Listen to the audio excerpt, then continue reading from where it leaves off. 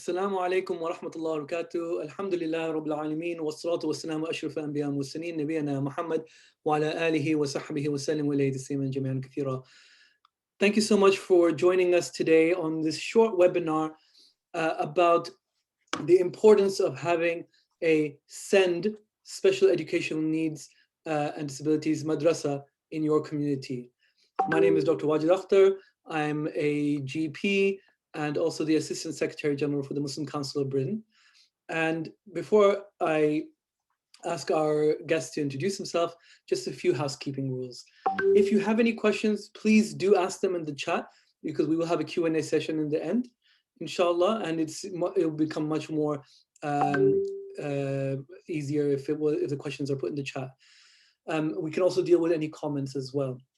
The meeting is being recorded, so please keep yourself on mute. And inshallah, it will be recorded and available both on Tuyoorul Jannah's social media pages as well as on the MCB YouTube page in a few days' time, inshallah. So firstly, I just want to introduce you all to the concept of what we're doing here at the Muslim Council of Britain. At the Muslim Council, what we're trying to do is understand that we're not the experts in any given area, but there are loads of experts out there. And if we can bring these experts together, for example, when it came to COVID, we brought together healthcare experts together, and we were able to get a unity of purpose, not necessarily uniformity of views, because different people will disagree on different things. But together we were able to come up with a plan for the Muslim community that increases safety and also prioritizes what's important in our faith, making sure that the mosques are open, that we're able to carry out our religious obligations. So similarly, when it comes to disabilities, mashallah, there's so many amazing organizations out there. We've had Anahuna, we've had Amanati, Deaf Muslims UK, and there are many more. Al-Ishara, I can name so many of them. The work they're doing is worth not only everyone knowing, but we want to multiply the efforts by bringing them across the table and making them household names in the Muslim community so that everyone supports them, because everyone benefits from them. So without further ado, I would like to introduce our guest today. We have Brother Zubair Mangera, who's here from Tuyoorul Jannah. But before we go into Tuyoorul Jannah, Brother Zubair, if you could please introduce yourself, I'd be very grateful. Assalamu alaikum wa rahmatullahi wa barakatuh. My name is Zubair Mangera.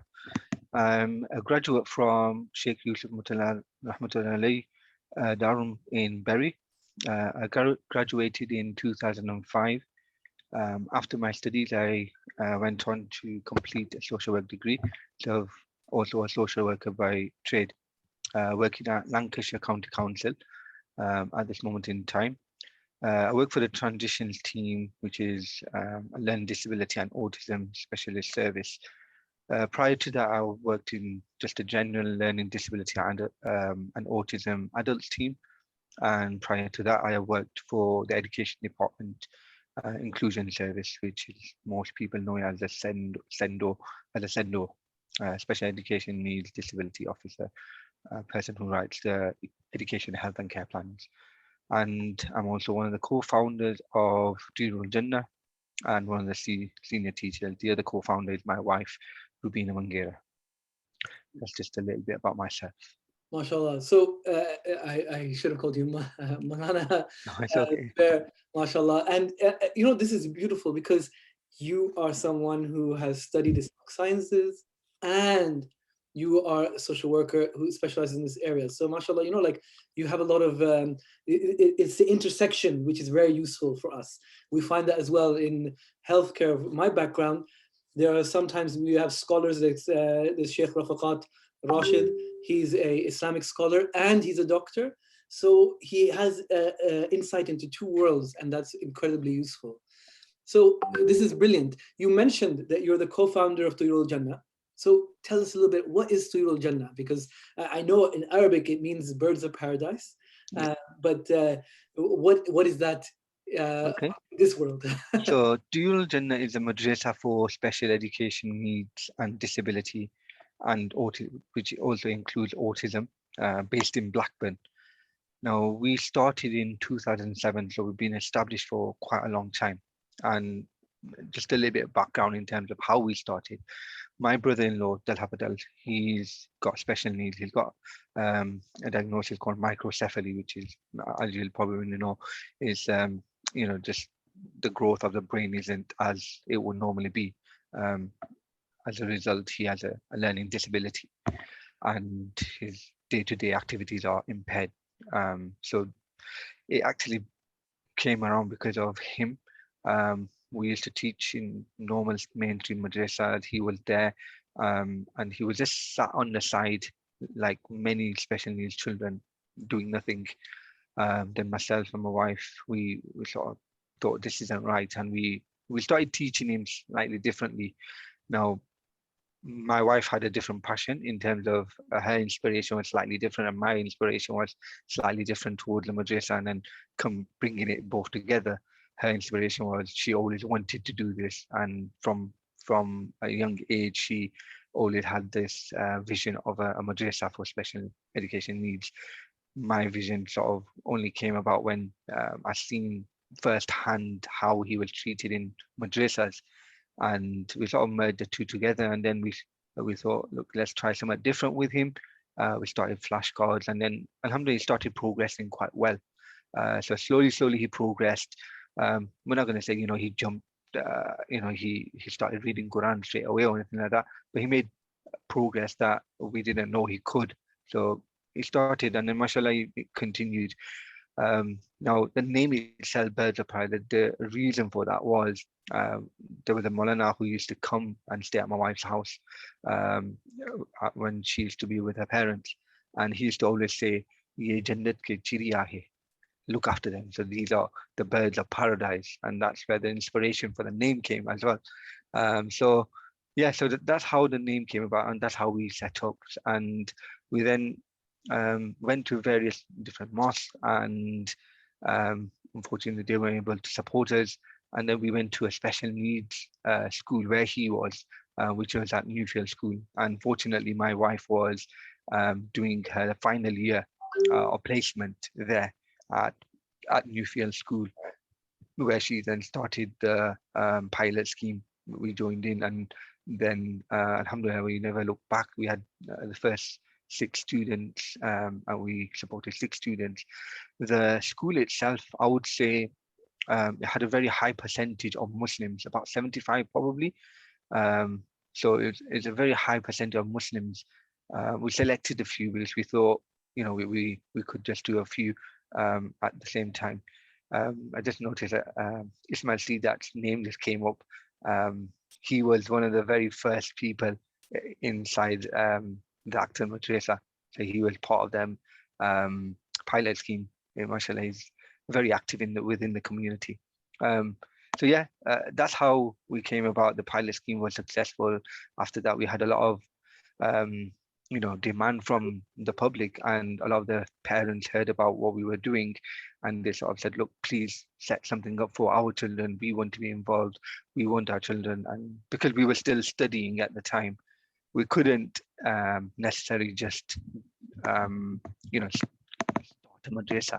So we then graduated, sat down, and then thought, right, let's try and do something. And then we rented a building, and then after that we started classes, and then we now run a 7-day service where 5 to 5 to 7 on a weekday, and then Saturday, Sundays 10 in the morning till about Zahar time, and then 2 to 4 on a Sunday. So that's how that's when we started, and how we've been running since 2007 now. There's so much to unpack there. I mean, there's a few things I just want to say how beautiful it was that you and your wife had slightly different perspectives and maybe slightly different ideas of what you're coming at, and you managed to find a way of combining them. And often we find that when couples can't do that, that you have to almost choose between your passion and your family. But if you can find a way of combining those two, it's beautiful and it's beneficial for everyone. And the other thing is that, and I see this as repeated because this is now the fourth one we're doing, that the impetus came because there was a need for it from someone that you know, from someone that you love. And we found this with the sisters in Anahuna, the sisters in Amanati, um, the brothers and sisters in Deaf Muslim UK, and yourself as well, that there's a gap that you see that needs being filled, and you're filling it. And the way that you're filling it, and I can't thank all of you enough. You could just have looked after your relative, your brother-in-law, and just stop there and spend your time just with him, and he would have got the benefit. But to build a system that would help everyone else who's in the same position is, this is what is we really want to celebrate, and we want to show the rest of the Muslim community so that they could also get involved. So, mashallah, it's a fantastic, fantastic work. You mentioned send, and some of the audience might not be 100% au fait with what is send. What's the difference between send and a normal disability? So there's a formal definition, which I'll tell you what the formal definition according to the SEN Code of Practice Handbook, and there's the informal one, which I'll sort of explain. So the formal definition for it is, according to the Equality Act 2010, is a physical or mental impairment which has a long-term, meaning a year or more, and substantial adverse effect on their ability to carry out normal day-to-day activities. Now, when it says substantial adverse effect, meaning more than minor or trivial, it's quite intense. So that's the formal definition according to the SEND Handbook Code of Practice, point 18 for reference, if anybody wants to know. Now, the definition includes sensory impairments such as those affecting sight or hearing, and long-term health conditions such as asthma, diabetes, epilepsy, and cancer. The way I explain it to people in training, or more simplified, is that person who cannot do day-to-day things in the long term because of an illness, such as autism, Down syndrome, microcephaly, etc. All these kind of illnesses, they impair what they do on a day-to-day basis. And that's how I would class special education needs and disability. Jazakallah khairan. So I'm going to ask the obvious, play devil's advocate a little bit. Yeah. But we do have SEND schools. I'm aware of one that's just opened very close to my own home recently. And these are special educational needs schools. They have children going there. They've got the funding. They have staff, all of those kind of things. If we have the SEND schools, do we really need a SEND madrasa as well? Yeah, I think it's very important, people who have SEND, that they are also given equal access to Islamic education, like any neurotypical, meaning a normal person. They have a right to learn about their religion too. Now, in my eyes, it's discrimination that we don't facilitate for people with SEND. Most of the time, it's because we don't have to educate ourselves in how we should teach people with SEND. The schools cannot replace the role of a madrasa. Each works within its own right. They have their ways of doing things in terms of they'll teach certain things. They may not go into the detail of exactly how wudu is done, the intricate details of it. Certain things they'll just give an overview, but it's not necessarily going to be catered to that. That's our responsibility. As Muslims, that's our responsibility, I feel. Again, there's also equal opportunity. We should be giving each person with special needs. So when I talk about people with special needs, it's not just children, it's adults, because we get to a stage where those children are becoming adults and they've gone through life without learning anything about Islam. We had, what's it called? I think the previous webinar, they talked about how the deaf community were excluded and they didn't know how to access certain Islamic material. It's very similar. We don't give accessibility to people with special needs. So in that same way, we should be giving them the same equal opportunity. And, in the same way, like how children are accessing, they access in madrasa, why should we leave people with special needs out? They shouldn't be able to, they should have the same right as well to go. I know from my own experience when we've done assessments, one of the parents, one of the things they told us was my child every single day they would go to the window when we were dropping our children off, the rest of them off, and they would say, "Oh, what can I go? Can I go as well?" So they would want to go, they'd want to go, and then, the parent would just look at her and say, "I don't know what to respond. How can I respond to that?"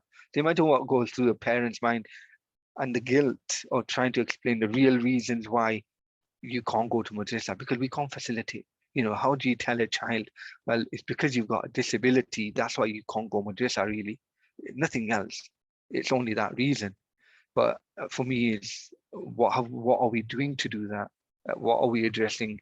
And we need to take some sort of accountability as Muslims, individuals and organizations, that Na'udhu Allah doesn't hold us accountable, and we are, He's Ghafoor, He's Rahim, He's merciful, He's forgiving. But my fear, and we should all have this fear, level of fear in our heart, that what if Allah does hold us accountable for these people, where some of them are, accountable. They will understand Islam, but we haven't given them tools to be able to learn. So I'll give you a very good example. One student, he came to us after being excluded from five different mosques. And the only reason he was getting excluded was he had dyslexia. Now nobody picked up, and he was, because of his special needs, he was very reluctant in telling people. But what he would do is not learn properly. And then when he came to us, I said, well, for me, very clear he's got dyslexia. And he just needs a different color background. What does he do at school? And that was the first question I asked. Has he got EHCP? He didn't have one, particularly himself, but he had a SEND support plan, which is sort of the strategies that they use. And all he needed was a colored background. He found it difficult to read on a white paper. So what we used was something different. We used a yellow reading ruler. So he used that. And that was the tools that he needed. That's all he needed. He didn't need anything else. He didn't need, very expensive equipment. He needed a reading ruler, which probably cost about £3.50 for a pack of 10 on Amazon. So that's all he needed. He needed the tools to learn. And this is what we don't want to learn that. And what we've got on our fingertips, we've got the internet, we can Google things so easily now. We can just Google strategies for dyslexia, and a long list will come. So for me, that's our accountability. What are we doing? We want to just say, in our homes, feel comfortable. When we're teaching as educators, we just go in, teach, and we don't want to go out of our comfort zone. And that's how I feel we are. And that's probably, I've got a bit off on a tangent, but I feel that's our accountability. We should be taking that, and it's our responsibility as an ummah. So it's not for the schools to set up something for people with madrasa. We have our madrasa system. Our children are accessing those. So why don't we have something for special needs children? That's exactly what we should be doing. It's our responsibility to teach them their religion, empower them, and give them the tools to learn the religion, and they can then act upon it according to their ability. SubhanAllah. I mean, the story you told about a child being excluded from 5 mosques, or what would the parents say, that really hits home. And I've got to say, look, if we're going to be accountable, I'll hold up my hands and say, we need to do better, because even here at MCB, we had Deaf Muslim UK on last month, and I still haven't figured out how to get the captions on properly for this month. We should be having a system which is automatic. So I was fumbling around trying to make it work, and it still didn't work. So, this is something that, we're definitely not doing well enough on, and we can do better. And you're absolutely right. Once we realize that, now it's time to put some proper plans in place and some proper work. Definitely.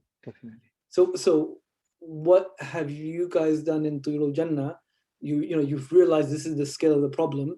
There's this massive unmet need in the Muslim community. People who want to learn about Islam but are just need the right environment and the right, the system to do that. So what kind of activities do you do at Tuyoorul Jannah? So primarily our goal is, or what the reason we set up was for a madrasa. So what we wanted to do was teach people with special needs, regardless of their age, their disability. So our youngest is 4, our eldest is actually 44. He's turned 44 this year. So we don't cap it at any age. But learning is forever. We take people who have severe learning disability, ADHD, autism, visual impairment. We try not to discriminate in terms of why or how they can't access Islamic education. So we made it accessible for them. Our classes are personalized for the individual and the groups. We work in a very innovative way, with creative, ways of teaching them Islamic education. So it might be Arabic language. So we will try and teach them according to their pace and their ability. And then we'll also teach them practical things to implement in their daily life. What we found is du'as and things like that. We learn them. And this is not just for people with special needs. Even our own children, a lot of times they go to madrasa, they learn loads of du'as. They learn, books and 40 du'as and things like that. They learn everything. But when it comes to day-to-day implementation of that, they rarely do it, But what we've tried to do is make it fun and say, look, the reason you're learning this is so that you can implement it. I know one story, I can tell you loads of stories. I know time doesn't permit us, but one of the parents wants to text me saying, mashallah, son's name, he's just read the dua for looking at the moon. Now we can all ask the question ourselves, how many of us look at the moon and read the dua for looking at the moon? Yeah, each to their own. I can probably tell you that I rarely do, and I'm a teacher, but this is probably because I'm not got the habit. And when the children are younger, they can learn these things and get it into a habit. And I guess for us, one of the things that we're trying to do is give them that tarbiyah from a young age, that this is what you should be doing. So we bring it to life, that do these du'as, and this is when you're supposed to do it. So practically do it. And that's one of the ways we try and teach them. So they're just implementing it in their life. So that's our main bread and butter. Apart from that, some of the things that we do send awareness for madrasa teachers specifically. So we do teacher training. We do them, we've done quite a few now nationally. We'll get madrasas on board and say, look, a lot of people just come to us and they say, look, we want some send awareness training. What can you provide? Now, it is for send awareness mainly, but the strategies that we teach in there are for normal mainstream madrasas as well. The strategies in there will benefit neurotypical children as well. we just did one on Christmas Day in Burnley, and one of the things we were teaching them about was, look, you've got so many learners who are visual learners, get them to learn like that. You need to teach in a different way, have visual aids, have the iPad, have interactive whiteboard, things like that. So that's the teacher training that we do. Then we'll do a consultation service to set up your own Send Madrasa. So we've helped quite a few now. One set up in Birmingham, and then we've recently set up one in Oldham. So they've set up, and then there's a few other places that we've helped set up and just give advice. But this is sort of like almost taking you all the way through. So they do the teacher training, and then we'll do some observations where possible face to face. Then we'll give feedback. Then we'll do like a report and say, okay, this is where you need to improve or what you need to do. And then we've only got regular contact where they just email us questions, or what do we need to do here? What do we do? So it's almost like a step-by-step process. We've been through it, and what we don't want to do is tell everyone, well, do your own, reinvent the wheel. No, no, we've done it. We've been through there. We've experienced things. We're not saying, we're perfect. Uh, no stretch of the imagination. We are perfect. We'll never be perfect. I don't believe. But then we've experienced it, so we can tell everyone, right, look, don't make these same mistakes that we made. Do it this way, do that, and they can learn that way. So that's the consultation service, and general advice and information for parents, um, professionals as well.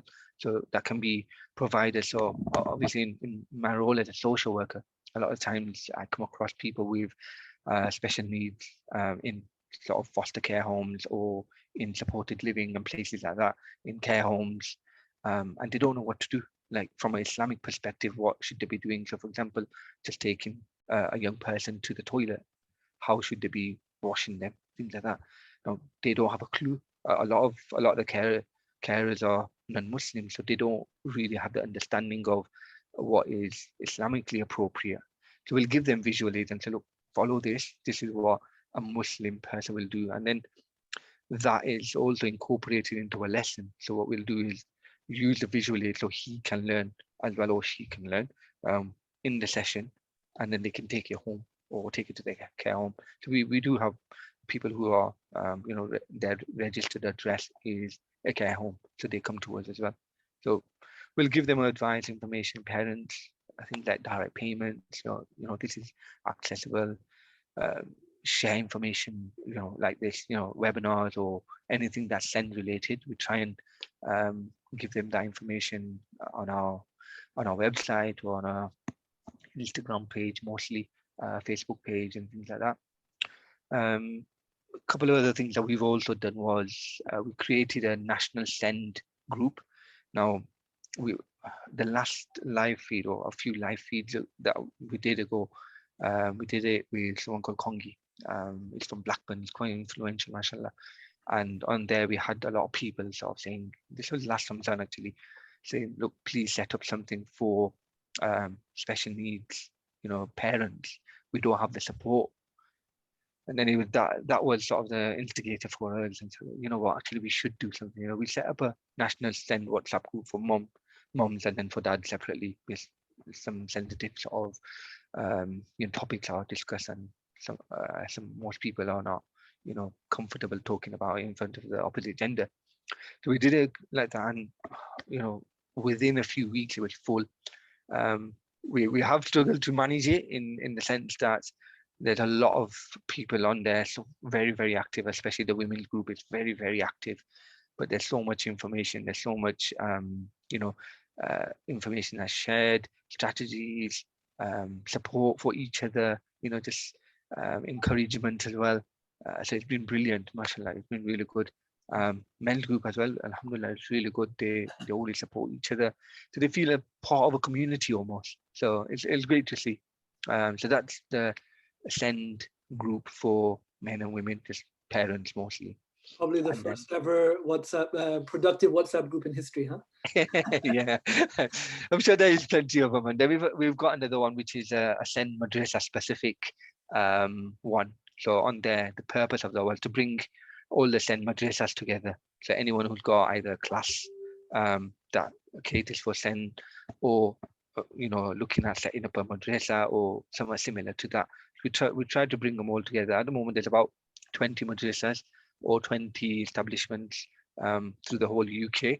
And there's about 3 outside. So there's 2 in South Africa and 1 in America. Mohsin, I think everyone, most people know about Mohsin. And there's a few here and there we've supported. So there's one in Canada who supporting special needs children, but not officially open. It's just like a one-to-one class. But that's how we all start. So that's just a couple of things that we're currently doing. The list is pretty impressive.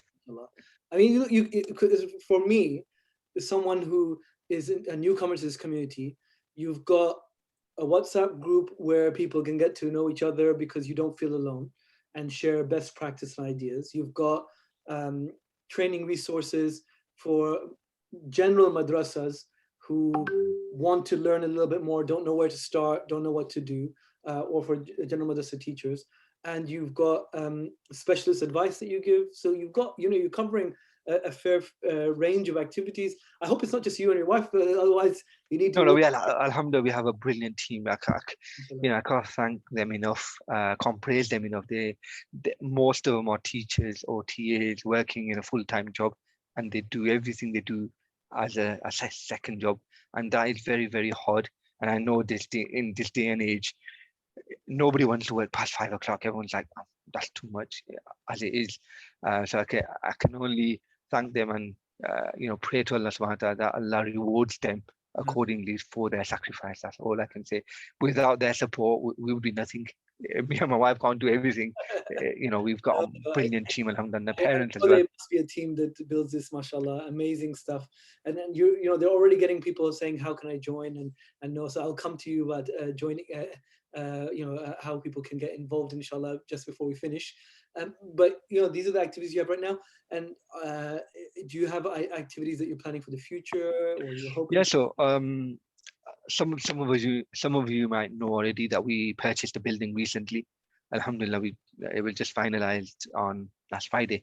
So yeah, Alhamdulillah. So it's amazing news for us. Brilliant.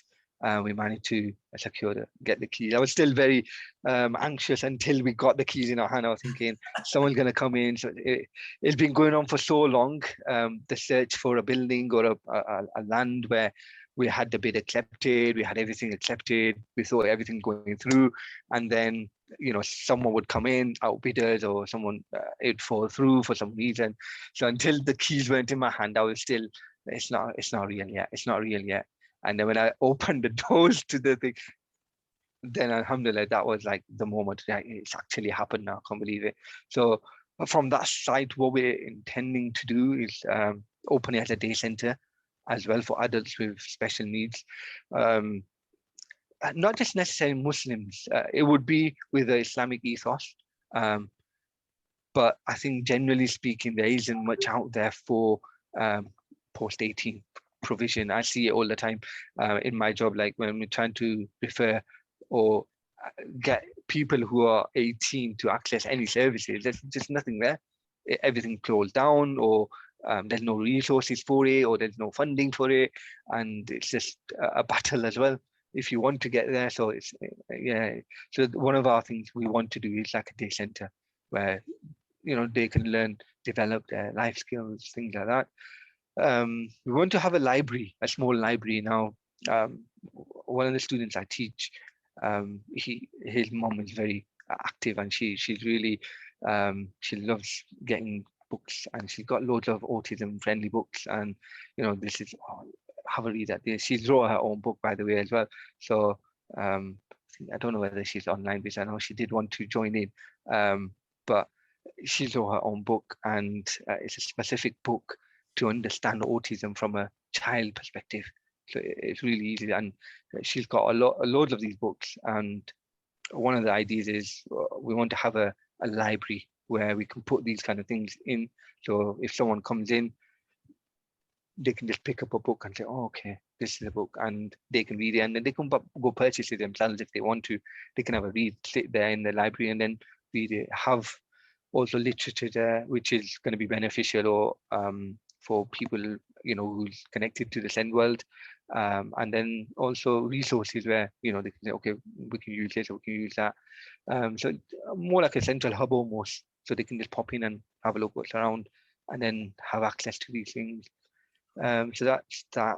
Then the building itself that we've just purchased, it's got a really big kitchen, mashallah. So what we thought was, actually we can utilize this kitchen, so people with special needs can develop their skills in the kitchen. So use that as a kitchen area, and also have a cafe where they themselves, the people with special needs, can learn how to cook and then serve that to other people. So it's almost like a volunteering job opportunity as well. So they're developing that, they're contributing to society, and also feel like they are doing something useful. It's not just, we're just going for the sake of it, but they're actually contributing to society. And are included in day-to-day things. And I'm not sure about your areas, but in Blackburn, I think every street now has a cafe or some sort of place like that. So it's just like everyone's opening these things up. But I always look around.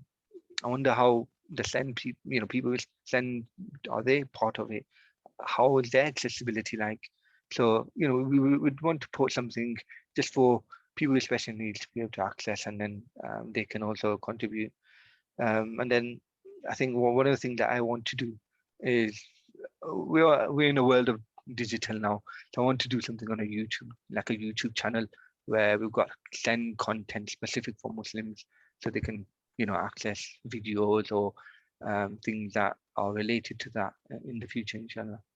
MashaAllah. So if you're gonna make this madrasa with a cafe and a kitchen and a library and a YouTube channel place, how are you gonna keep the rest of the people out?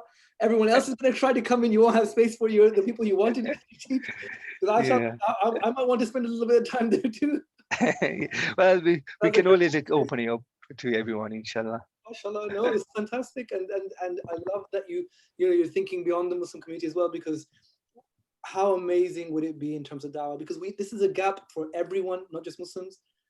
If those families whose relatives with special educational needs would happily send them to a madrasa, they would be the front line against Islamophobia, defending the Muslim community, saying, no, this is what it means. We want a madrasa in my community because madrasa means that we get a lot of the services that we don't normally get.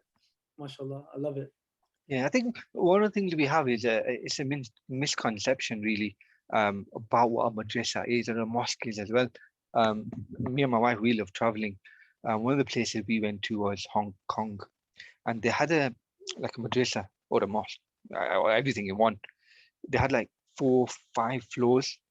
Each floor was somewhat different. So one was like a nursery area, one was just a women's area, one was a canteen, one was like a sports hall and things like that. Everything under one roof, and that's what our madrasa should be like. We shouldn't just be, well, we're only teaching this little bit of education, Islamic education. It should be that it's a community, it's a central hub for everything. And unfortunately, we've lost our sort of legacy almost, and we've lost what madrasas and mosques were. 100%. And now it's just individuals, everyone to want to be separate. No, we're going to do our own thing. This community is like this and that community is like that. And no one wants to work together and bring everyone together.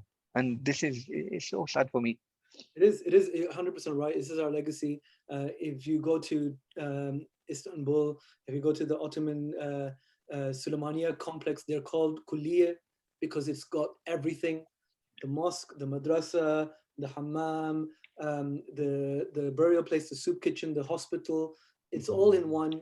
Like you don't. It's not like you have to go out of your way to learn Islam. It's all like Islam is a way of life. Yes, definitely. But inshallah, we'll get there. We'll get there. Inshallah. We're taking those steps, inshallah. You guys are taking those steps as well, mashallah. But that's the beautiful dream. It can't all be, a bed of roses. I'm sure there must have been some difficulties, some challenges along the way. Have you faced some difficulties, maybe resistance from within the community? Because we know sometimes we've, Yeah, I think so. I think in the beginning it was very, very difficult because nobody had set up something like this, or nobody even gave it a second thought almost. So we went to lots of places. Obviously, we went. We were students at the time, so we went to different madrasas and said, "Look, we just want a room. That's all we want." Where I was teaching, I'd even said to him, "I said, look, all I need is one room. Give me, and I can do a small class, and I don't even want to be paid." So they can't even use the excuse of, "Well, we couldn't pay you." I said, "Look, I don't even want to be paid. All I want is a room." And we couldn't, they couldn't facilitate for that. I thought, forget it. Okay, go somewhere else. Asked around different mosques. A lot of them, they give a lot of negative comments at the time. They were like, "Well, is there a need to teach these children the special needs anyway? Allah's not going to ask, they marfu kalam, they don't, their pens lifted from them. There's no need." And it sort of demoralized us at the time. And so, you know what, actually, we're going to prove them wrong. There's no need for that. Okay. Some of them might not be necessarily accountable from an Islamic perspective and from how we look at it as a, from a fiqh perspective. But what happened to inclusion? What happened to their feelings? What happened to them as individuals? And that was what sort of kept it going. I thought, you know what, you'll always get people who are negative. Um, and then so we just continue. We thought, okay, and then we went to the special needs school, and obviously explained before how we started. But those were some of the challenges. We've had the difficulties with the building purchase or hiring a building. We had a building. My father-in-law actually said, you use this building. We don't even need to pay rent on it. And then we had some difficulties when at the last minute, the mosque that we had an agreement with the car park, they then pulled out and said, oh, something's going to happen to us. I said, what's going to happen to you guys? Nothing's going to happen. It's car parking space. We're only using your car parking. And then, so we had that issue. And then we've had people be negative. You'll always get those, but it's about turning those into positives and using that to inspire you more and say, actually, we're going to make this a success. And alhamdulillah, we are where we are now. And, I can definitely, hand on heart, say that this many years onwards now, so as a society, we have improved. We are more aware of sins. Before, it just nobody even talked about it. At least now we're talking, we're having these conversations. This itself is a massive. Even recently, when we were trying to have some discussions with certain madrasas about restarting, we were having difficulties where we are at the center, which is it was a local authority building. And there's a lot of restrictions in terms of using that building. So we couldn't use the building during COVID. So we were trying to hire somewhere else. But so we had a lot of difficulties with that. So they were still open. At least that was there was some discussions happening. So I look at it as a positive. At least we've moved on. Whether it materializes, that's a different matter itself. But at least they were having a conversation. So we've had our fair share, I would say. But alhamdulillah, we've been supported a lot by, especially the recent campaign when we had, we were raising money for the building. Phenomenal, absolutely phenomenal. The support we got, people from Kosovo, Belgium, Pakistan, India, Botswana, South Africa. It was like people donated from everywhere. And, we managed to raise 250,000 in a space of 3 weeks. Yeah, so it's amazing. Alhamdulillah. It's amazing. You know what's more amazing than the money is the sabr that you guys all have. I have to be honest. I don't know if I would have that. Like if I had been turned away from mosques and madrasas, or if I had negative comments or things said, I don't know. I probably wouldn't. But the fact that not only yourselves in Tuyoorul Jannah, but the brothers and sisters and all the other organizations keep going forward, and they don't let that. You don't come across as bitter. Like it's so easy to make that bitter, like become hating of the community, or you just think, you know what, we're actually going to turn this negative into a positive. We're going to work harder, inshallah. And this is, the prophetic way, right? We're here not to destroy the people. We're here to convert them. We're here to bring them to the over to the beauty, inshallah. And even though they are Muslims, but convert them to actually understand there's another way of doing these things. Yeah, definitely. And I think just on that point, really, and you won't this cause is such that you won't really, you can always be sympathetic, but you won't feel the empathy until you are in it or it's directly affecting you, or you have a direct link with it. It is what it is, and I'm honest about that. And there's no, I wouldn't hold it against anyone if someone said, well, I don't know. And I'll give you a very good example actually.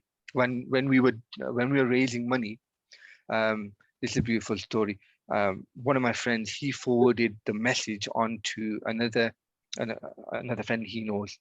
Now, he was at the hospital at the time, and his son was diagnosed with, I can't remember what the diagnosis was, but he was diagnosed with special needs. And at that point in his mind was going, what's going to happen to him? How is he going to learn Islam? And all these things went through his mind. And then he got this message. And then, mashallah, he made a very generous donation. And he contacted me as well and said, you know what, I've never thought of this because it's never crossed my mind. It's never affected me, but it's affected me now because my son's going to have special needs.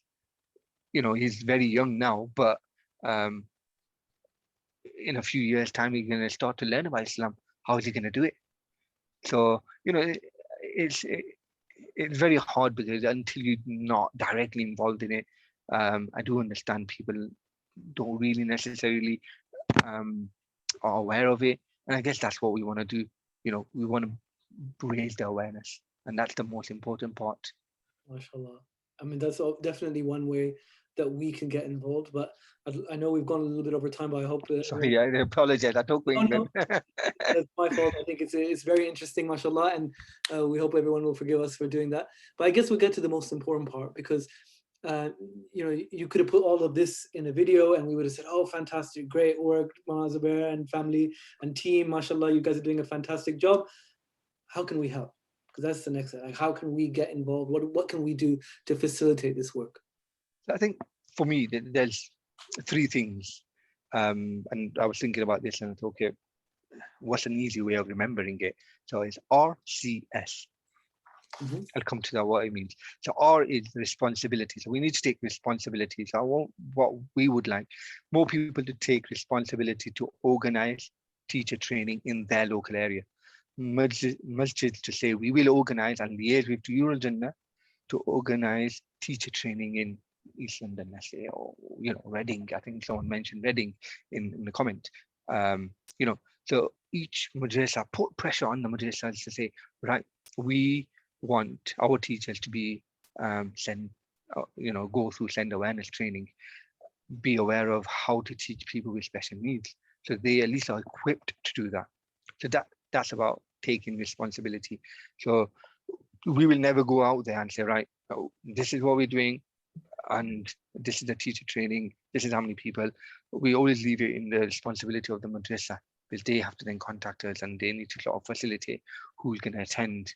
It'll be a bit too difficult for us to facilitate, put it on in this function and then facilitate that.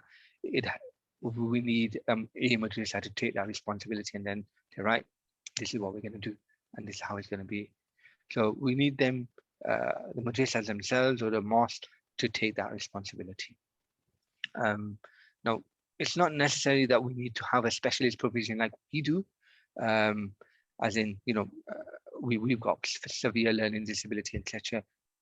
What we're saying is have at least a classroom for those people who are slow learners, who need to be taught in a special way. Like our teaching philosophy is that, because special people need to be taught in a special way. It's not one size fits all. It has to be different. And that's what we should be doing. So that's responsibility. Then consultation, consult us with, have a consultation session with us on how you can set up, what steps do you need to take, and then, see if we can get that started.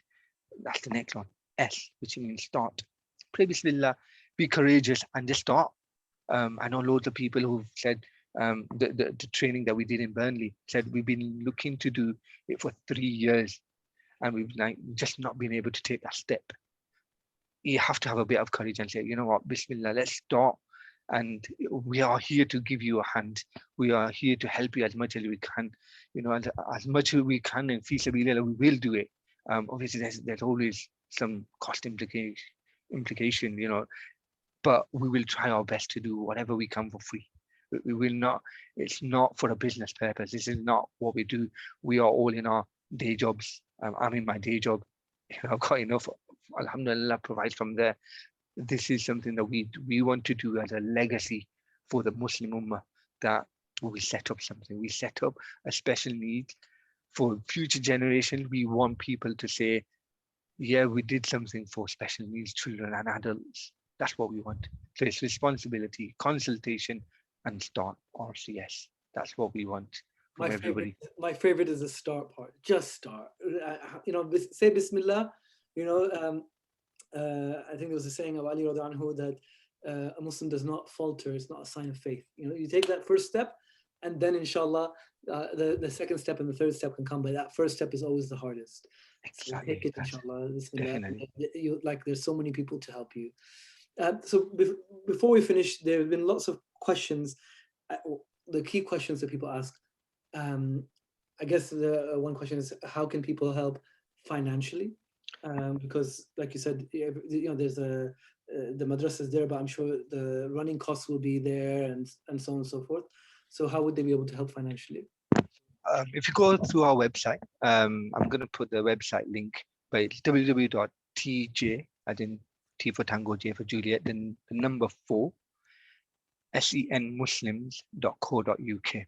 So if you go on the website, you can directly donate, and there's, you can also gift aid it. You can set up a direct debit. That always helps. Those kind of donations, which are continuous, are very, very beneficial to us. It helps us with the maintenance cost, and we can then, forecast the costing as well. So, okay, we've got this much, so we can spend towards, some ongoing costs. So that's the best way.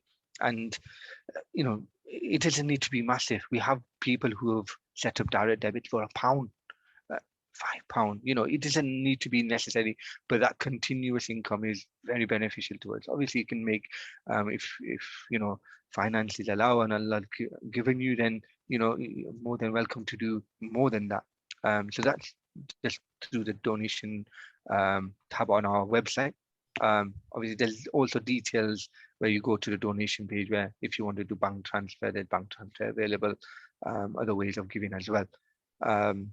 So that's financially how you can support us. Then supporting us through following us on Instagram.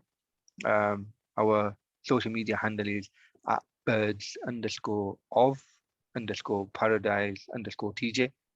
And then we've also got Facebook, which is Facebook Tuyoorul Jannah Facebook page. And then we've got the YouTube channel. And I'm going to share my screen if you don't mind, Dr. Wajid. Let me see if I can do this. So, and I've shared the links over there on the chat for those who want for the social media. And also how to get involved would be a good way, because I think some people might want to be involved themselves as volunteers or something. So you should be able to share the screen now, inshallah. Yes, I need to press the share button.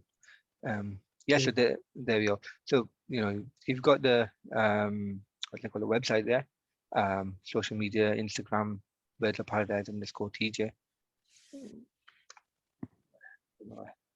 And then we got your Facebook tools and Facebook, and then the YouTube channel. And inshallah, when I get it up and running, if you subscribe to that, birds_of_paradise_TJ. And again, how you can help is responsibility, consultant, start. Those are 3 points. And then inshallah we can, go forward with things and make an impact and leave a legacy for ourselves. Inshallah. And if they wanted to get involved as a volunteer, is it through the website as well? Yeah, through the website. So there's a volunteer form on the website that you can just access. It is in the employment. It comes under there. So you just have to go on the employment tab, and then there's a just to drop down, say volunteer, and then just fill in your details, and inshallah you can support. There's always ongoing sort of support. With a new building, we will need some support in terms of cleaning up and things like that. But inshallah, that we'll post something out. Again, a lot of things are posted on our Instagram. So locally, if people want to support, then they can, or even, if they're not local, one of the best ways of volunteering, how we find, is sharing the messages that we share. So it may just be a case of, one of the impacts that we want to make is how can we share this information that special needs is important, very important. It's not just important, very, very important, getting that message out to people. Jazakallah khairan. So I think we've come towards the end, and I wanted to just ask, is there any final words for yourself, Molana? No, from myself, I think I've taken double the time that we usually do this for. But yeah, pressurize your local mosque maybe. Be proactive in supporting people who send. You know, the pressure that we all pay maintenance fee towards madrasas, mosques. We pay fees. There should be something there for them as well. And pressurize the committees, whoever it is in charge. Say, look, you need to do something for people with special needs in our community. Okay, I don't have a son or I don't have a daughter, but there will be someone out there who needs that support. Alhamdulillah, I think it's a really good idea. It's a very good practical step that we can all take. I wanted to thank the brothers and sisters at Tuyoorul Jannah for the work that you do on behalf of the entire Muslim community. I want to thank all the guests who've attended today. There were a couple of questions before we finish. I thought it would be useful to just to ask yourself while you're here. Yeah. Some very good comments, mashallah. People very appreciative of the work that's being done. One of the sisters asks, what type of resources would you recommend for autistic children in the madrasa? So she's used flashcards, sensory Arabic mats, but is there any other kind of resource that you would suggest for children at the madrasa? So a lot of hands-on things. It depends on what level they are. So if they are at a very basic level where they're learning alif bata, one of the things that you can use is trying to see if we've got anything in this room. No, it's probably in my car. But it's like the letters, and basically you stick it on. So you've got alif and it's a stick. So all the resources that we make them ourselves. So it's not purchased. So we make most of our resources. A lot of stuff we find from Twinkle and then edit it and then make it Islamic. So it's easy, simple way of doing it. But a lot of resources we actually have to create it ourselves. So we'll have to think, okay, there's an English version or another language version. We can just transfer that same skill set to an Arabic, and it does the trick. So you've got things like basically it's got a flashcard. It's got it's very hard to describe. So it's got a flashcard. And then you just stick it on with Velcro, so alif ba, and you stick it on matching, and then you can use that in different ways. You can use it to play games. You can use it to stick around in the room, and then get them to play with that. If you go on to Instagram, you'll see some of these videos, and I'm hoping to put some of the short videos that we've got onto the YouTube channel, which will then say, oh yeah, that's a good trick. So it just serves as some strategies there, and that's a good idea. Or when we've come across something that someone else has used, then we try to share it on our Instagram page, and then so people can do it. So if I can try and collate all of that in one place, then it might be easily accessible for people. That's one of the things that I would probably suggest. Okay, no, that's really useful. I think a lot of the other questions were you already answered in your last question about how we can get involved. What do we do if there's a madrasa that's not quite understanding the importance of this? And like you said, if the families speak to the people who run the madrasa and invite yourselves in, then you could do consulting or training for the teachers and how they can financially support. So there's always a chance to ask more. If you have any questions for the brothers and sisters of Tuyoorul Jannah, please go to the website where you can, I'm sure they'll be more than happy to answer. And if you would like to get involved with the Muslim Council of Britain, we're trying to build a team that will facilitate bringing together the different organizations together, inshallah, so that the sum of our parts will be greater than the individual parts on their own. Then please do contact us, admin@mcb.org.uk as well. Once again, Jazakallah khairan for the attendees, and Jazakallah khairan for Molana Zubair and your team for all the great work that you are doing. May Allah subhanahu wa ta'ala reward you. May Allah subhanahu wa ta'ala increase the barakah in the new property and make it the first of many, inshallah, so that in the UK, we'll be the first country in the world to have a send madrasa in every community, inshallah. Inshallah, that is the plan, inshallah. Jazakallah for all your hard work, that Wajid, and facilitating this as well. It's nothing. It's just a webinar. I just have to click this. You have to do the work. But I really hope other countries in the world will look at this. I was speaking to Muhsin from America, from North America as well. they will look to the work that's being done here as a gold standard, inshallah. And they, we took Darul Ulooms and the Madaris from Egypt and India and Pakistan. We brought it here. Inshallah, they will take this from us and take it back there as well. Inshallah, inshallah. May Allah subhanahu wa ta'ala reward you all. Subhanallah, Muhammadak, nastaghfiruka wa atubu ilayk. A'udhu billahi minash shaitanir rajim. Bismillahir rahmanir rahim. Wal 'asr, innal insana lafi khusr illa alladhina amanu wa 'amilus solihati wa tawasaw bil haqqi wa tawasaw bis sabr. Wa jazakumullahu khairan, everyone. Assalamu alaikum wa rahmatullahi wa barakatuh.